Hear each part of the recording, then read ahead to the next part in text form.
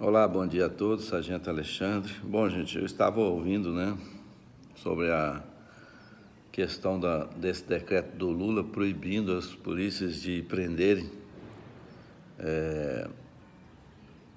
pessoas que estão portando droga, né? Bom, eu sou contra as drogas, quero deixar bem claro isso, que eu sei que a droga, a bebida alcoólica, tudo degenera a família, o caráter da pessoa e leva as pessoas, às vezes, para situações muito difíceis. É claro que não dá para generalizar, porque você fala, tem pessoas que bebem, têm um bom comportamento, têm uma vida social muito tranquila, mas existe uma boa parte que, infelizmente, não pode ver álcool que também acaba criando problemas, conflitos e a bebida sempre leva também para um lado da violência, né? Também é uma droga. Eu fico pensando, quem é que ganha com a proibição das drogas? Houve uma época, na época do Al Capone, que era um grande traficante de bebida alcoólica. A bebida alcoólica era vista nos Estados Unidos como as drogas são vistas hoje no mundo todo. E a igreja sempre combateu a bebida alcoólica, assim como também as drogas, porque ela realmente cria um dano muito sério, muito mal, para as pessoas, principalmente um dano social, e de saúde também, questão de saúde pública. Mas eu fico pensando aqui, será que a gente está agindo com inteligência? Se as drogas são proibidas, elas são proibidas, mas assim mesmo, quem quer usar, usa. Quem é que não usa droga porque ela é proibida? A pessoa que quer usar, ela usa, independente de ser ou não proibida, porque essa guerra o Estado já perdeu há muito tempo, por narcotráfico. As drogas chegam em qualquer lugar, até em países que são extremamente proibidos, Países que têm até pena de morte aí para quem trafica drogas, mas as drogas chegam lá de qualquer jeito. Quem é que ganha com a proibição das drogas? Hoje, o narcotráfico é um dos poderes maiores que existe aí na humanidade. Eles se apoderaram, através do poder econômico, fizeram fortunas, eles colocam deputados, senadores, para representá-los, eles colocam governadores, Você não viu o Rui Costa defendendo as drogas, A liberação das drogas, ainda dizendo que produz emprego, emprego escravo, Porque quem é que ganha com a proibição das drogas? O narcotráfico. Quem é que vende as drogas lá na boca de fumo? São jovens, adolescentes, que não têm carteira assinada, que não têm direito trabalhista, e quando eles pisam na bola, eles são julgados pelo Tribunal do Crime e são até executados. E o Estado não pode fazer nada, ou o Estado não quer fazer nada, até porque o Estado é conivente nessa situação. Eu penso assim, que proibir não significa que menos pessoas estão usando. Não. Eu penso que se liberassem as drogas, seria um grande tiro no pé do narcotráfico, porque muitas pessoas até produziriam nos seus próprios quintais, plantando lá um pé de maconha. Provavelmente alguns até produziriam a própria cocaína, Assim como muitos fazem o seu alambique em casa, no seu sítio. E isso aí vai fazer o quê? Vai enfraquecer o narcotráfico. Liberar as drogas significa que algum setor farmacêutico, alguma indústria farmacêutica vai produzir isso em alta escala, dentro de um regime, de fiscalização, em que, ao vender nas farmácias, vai tirar esse poder que o narcotráfico tem em cima dessas crianças e adolescentes que ficam na boca de fumo vendendo drogas. Se alguém quiser utilizá-los para vender droga, vai ter que fichá-los, vão ter que assinar carteira. E até mesmo isso deveria ser proibido, por causa que criança não pode vender, adolescente não pode vender bebida alcoólica, tampouco vai poder vender drogas, mas as farmácias terão lá, né? Eu digo que a indústria farmacêutica vai criar uma forma das drogas chegarem para aqueles que querem utilizar, produzindo aí emprego, produzindo impostos e acabando com o poder que existe no narcotráfico, que hoje ele não sobrevive exclusivamente, né, das drogas, mas de outros crimes que vêm através do financiamento feito através do narcotráfico, né?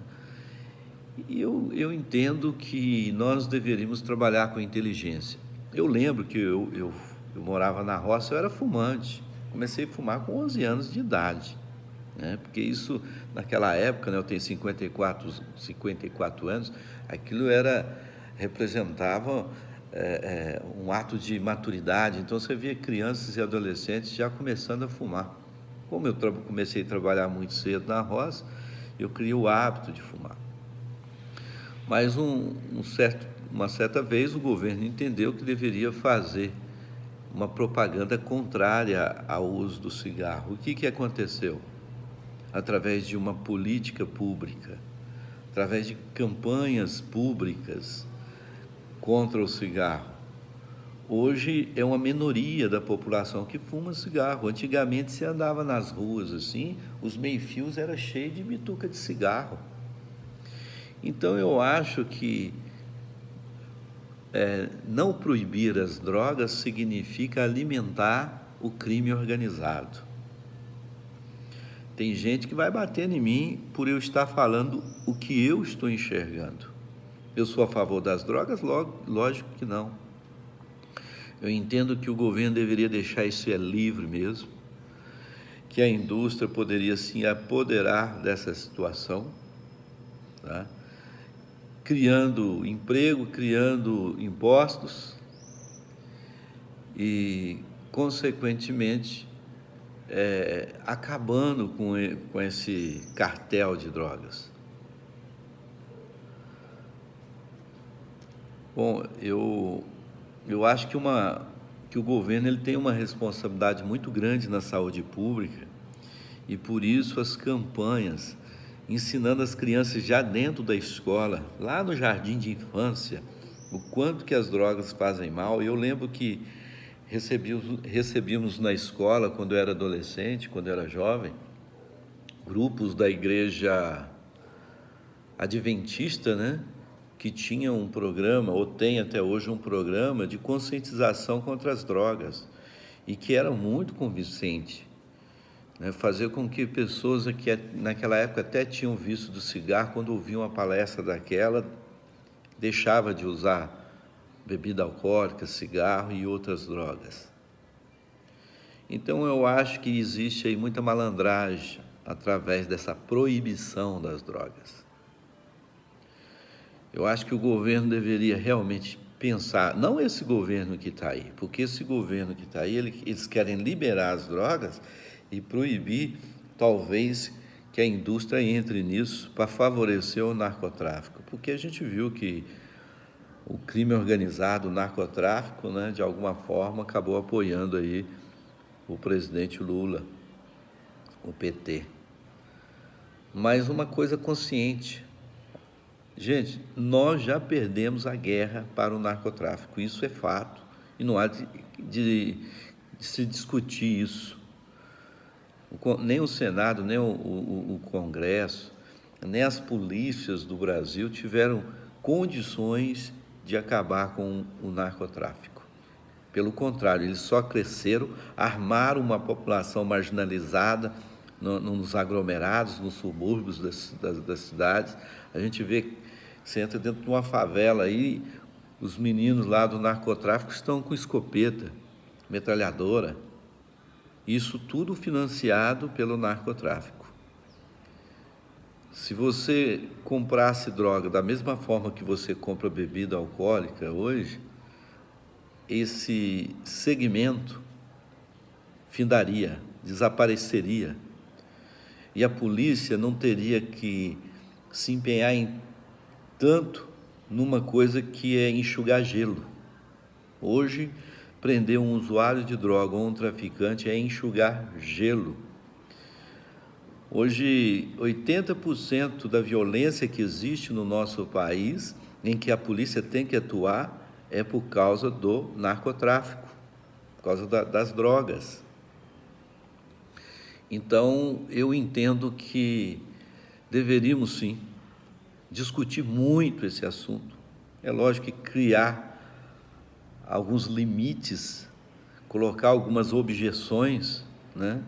Mas deveríamos trabalhar com inteligência, porque ao proibir, você só consegue fazer isso, se apoderar, porque tem mão de obra barata e ninguém interfere. Porque se uma criança for trabalhar numa loja sem assinar carteira, o Ministério do Trabalho chega lá, multa, em algumas situações até mesmo fecha o estabelecimento.